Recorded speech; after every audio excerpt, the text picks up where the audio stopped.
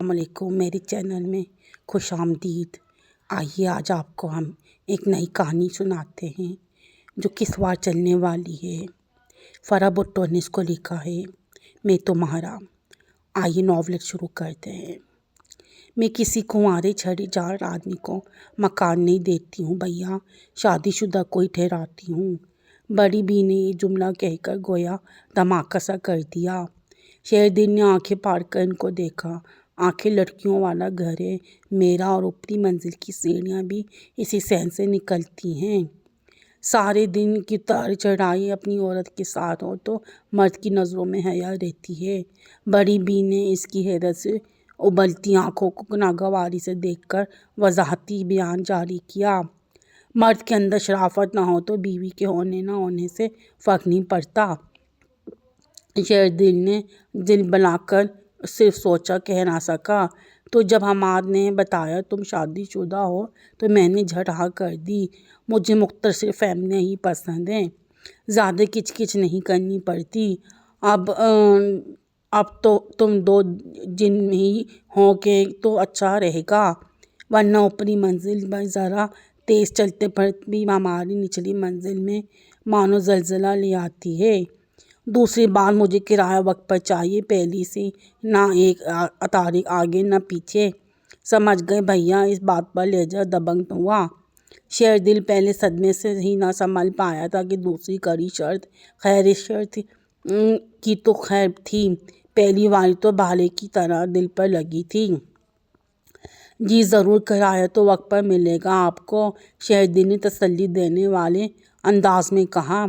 बड़ी बी को किसी रिश्ते से पुकारने की कोशिश यूँ नहीं की कि इस बुढ़ापे की उम्र में वो अपने पोते जितने लड़के को भैया कहकर मुखातिब कर रही थी, और शेरदिल इनको बहन तो नहीं कह सकता था। फिर दुल्हन को कब लेकर आऊँगे इधर, वो अपनी सोचों में घूमता कि बड़ी बी की बात पर फिर उछल पड़ा। जल्दी, अभी तो खुद सेट हो जाऊं, नई नौकरी है, कुछ वक्त तो लगेगा। वो दिल ही दिल में हमाद को गालियां देता मज़ाहिर मुस्कुराकर बोला, हमाद ने बताया तुम्हारी शादी को कुछ अरसा हुआ है। नई दुल्हन को यूँ बहुत अरसा अकेला छोड़ोगे तो बेचारी क्या सोचेगी, इसे जल्दी इधर बुलवा लो।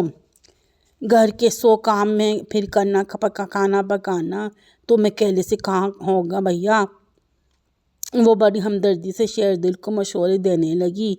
जी आप सही कह रही हैं, मगर इधर गांव में मेरी अम्मा जी हैं ना, इसके पास।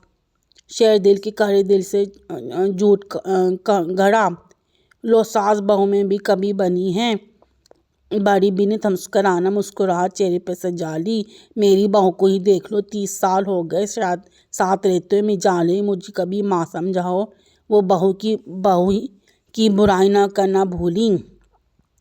खैर बीवी के होते हुए भी जो अकेला रहे, इसी को भी मैं कुंवारों में शुमार करती हूँ।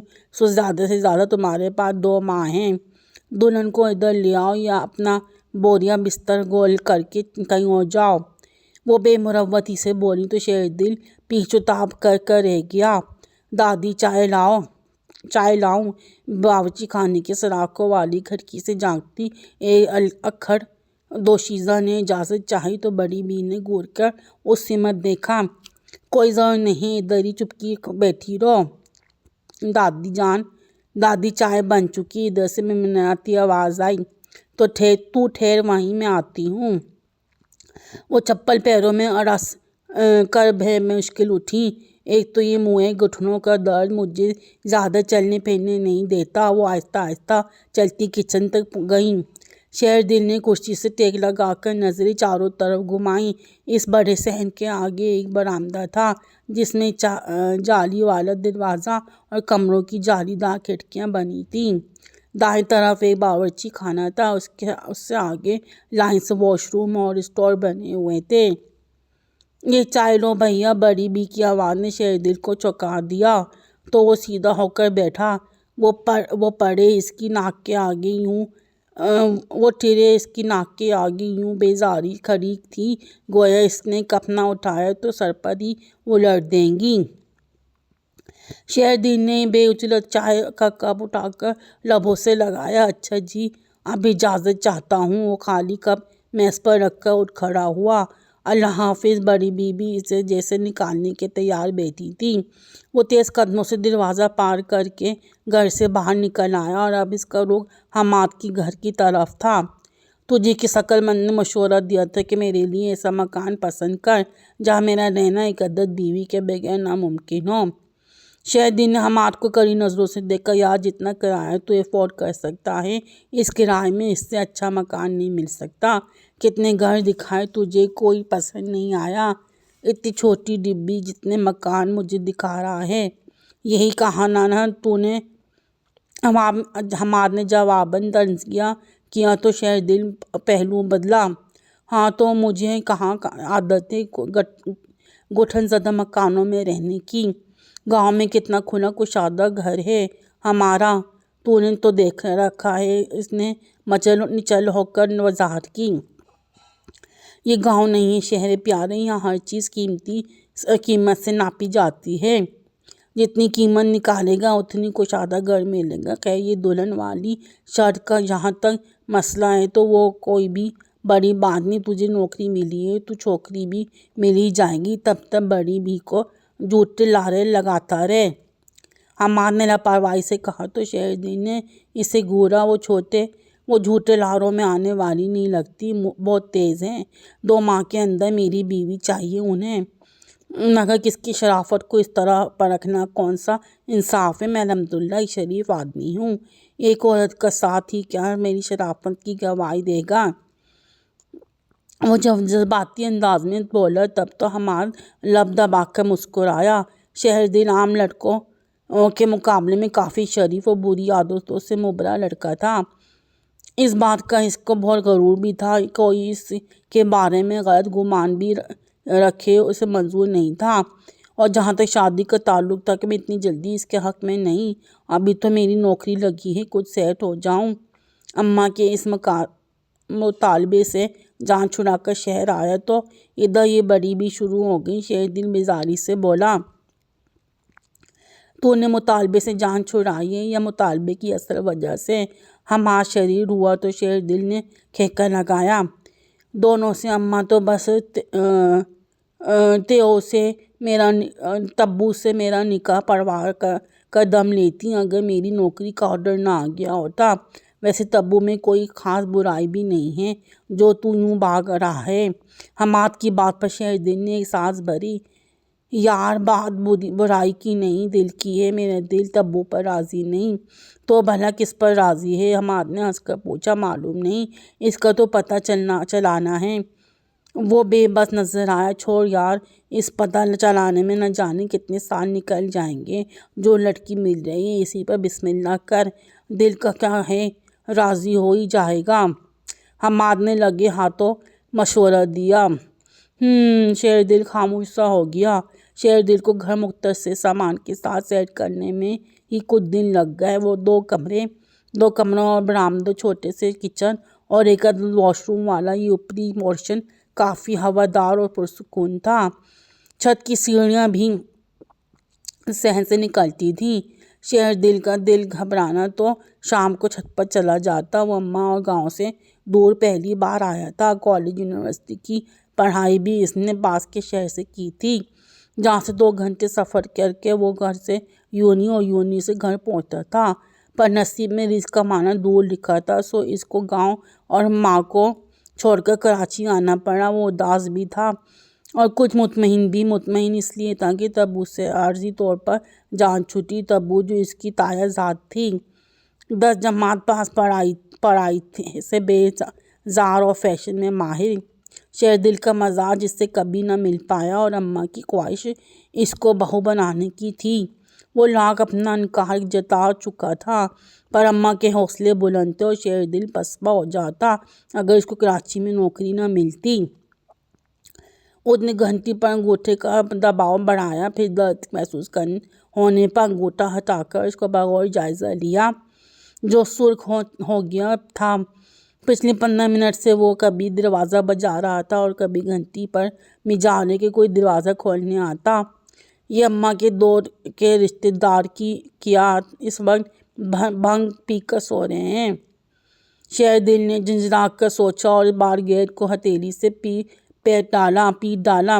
کٹکھٹ کی آواز کے ساتھ دروازہ اچانک کھلا اور شیر دل لڑکھڑا کر رکوع کی طرح حالت میں جھک گیا۔ وہ خود کو بروقت نہ سنبھالتا تو سجدے میں گرنے کا قوی امکان تھا۔ سنبھل کر کھڑے ہونے کے دوران نظر براؤن چپلوں پر قید گورے نازک پاؤں سے اوپر اٹھتی ہوئی پہلو پر جمے ہاتھوں اور پھر لمبی گردن اور شہباتی چہرے پر جم کر رہ گئی۔ بھری دوپہر میں اپنے گھر میں چین نہیں ملتا جو دوسرے گھر آ ٹپکتے ہو۔ نازک لبوں سے بھاری آواز برآمد ہوئی تو شیر دل کو جھٹکا سا لگا۔ بغور دیکھا تو اس کا سرخ ناک اور گلابی رخسار مسلسل گریہ کی چغلی کھاتے محسوس کر رہے تھے۔ آپ نے مجھے گلی کا بچہ سمجھا ہے جو پڑوس کی گھنٹیاں بجانے کو بھری دوپہر کا وقت چنتا ہے؟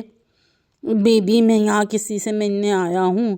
شیر دل نے اس کے چہرے سے بے مشکل نظر ہٹا کر تیز لہجے میں کہا، کس سے ملنا کے لیے یہ وقت مناسب نہیں۔ وہ جھنجھلا کر بولی، لگتا ہے محترمہ فرصت سے اپنا رونے دھونے کا مشغلہ پورا کر رہی تھیں۔ میری آمد سے اس میں خلل پڑ گیا ہے۔ شیر دل نے سوچا، مناسب تو آپ کا رویہ بھی نہیں ہے جو ایک مہمان کو اتنی دیر سے دھوپ میں کھڑا رکھا ہے۔ وہ جتا کر بولا تو لڑکی کو کچھ خاموشی سی ہو گئی۔ کس سے ملنا ہے؟ پھر اس طرح شرافت سے پوچھا۔ مجھے عالم آرا سے ملنا ہے، شیر دل نے جھٹ سے بتایا اور دروازے سے اندر آنے کو پر تولے پر وہ نازک حسینہ سامنے ڈٹی کھڑی تھی۔ یہ نانی کے سونے کا وقت ہے، آپ کسی اور کے ٹائم آ جائیے گا، لڑکی نے بے نیازی سے کہہ کر گیٹ بند کرنا چاہا تو شیر دل نے بوکھلا کر گیٹ پر ہاتھ رکھا۔ دیکھیں بی بی، میں دور سے آیا ہوں، بار بار نہیں آ سکتا۔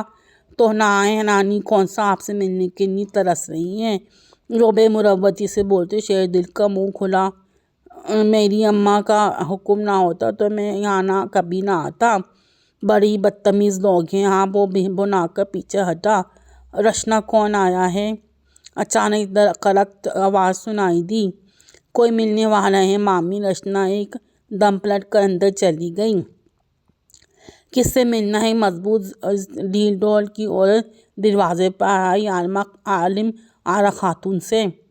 کون ہو تم؟ انہیں نے ماتھے پر بل ڈال کر پوچھا۔ جی میرا نام شیر دل اور میری اماں فہمیدہ عالم آرا کی رشتے کی نواسی ہیں۔ شیر دل تعارف کراتے وقت خود بدمزہ ہوا۔ پہلے رشنا نامی لڑکی کے نخرے اور اب خاتون کی تفتیش۔ اچھا آ جاؤ اندر، انہوں نے جیسے احسان کر کے اس کے سے کہا تو شیر دل شکر کا کلمہ پڑھتا اندر آیا۔ وہ اپنی ہمراہی میں سے ایک کمرے میں لے آئیں جہاں ایک نحیف سی خاتون بستر پر لیٹی ہوئی تھیں۔ شیر دل کو دیکھ کر کچھ حیرانی سے اٹھ بیٹھی۔ شیر دل نے اپنا تعارف دہرایا جیسے سننے کے بعد وہ بے اختیار خوش ہوئی۔ ارے فہمی کے بیٹے ہو تم؟ میری خالہ زاد بہن کی اکلوتی بیٹی۔ انہوں نے شیر دل کو قریب بلا کر ماتھے پر بوسہ دیا۔ ادھر بیٹھو میرے پاس۔ پھر اس کے لیے بستر پر تھوڑا سرک کر جگہ بنائی۔ کیسی ہے فہمی؟ میاں بچوں کے ساتھ خوش تو ہے نا؟ وہ بوڑھے چہرے پر اشتیاق سے جائے شیر دل کو دیکھنے لگیں۔ جی الحمدللہ اماں ٹھیک ہے نا؟ بابا تو اس دنیا میں نہیں، وہ آہستہ سے بولا۔ اوئے میرے اللہ، میری فہمی بیوہ بھی ہو گئی۔ عالم آرا صدمے میں گر گئیں۔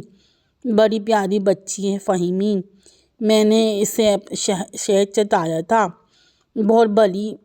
بہت ہلی ہوئی تھی مجھ سے۔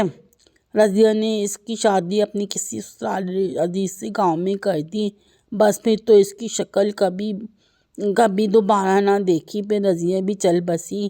انہوں نے ہاں بھر کر کہا اور خاموش ہو گئیں۔ میرا تو میں کہیں اجڑ گیا، بھائی بہن تھے نہیں، لے دے کے خالہ کا گھر تھا، بس میں اکلوتی، رضیہ بھی اکلوتی۔ یہ کہانی تھی، جاری ہے۔ ابھی آپ کو پہلی ایپیسوڈ ملی ہے، نیکسٹ ایپیسوڈ کے لیے کل تک انتظار کریں۔ میرا چینل سبسکرائب کریں، لائک کریں اور شیئر کریں۔ Thank you.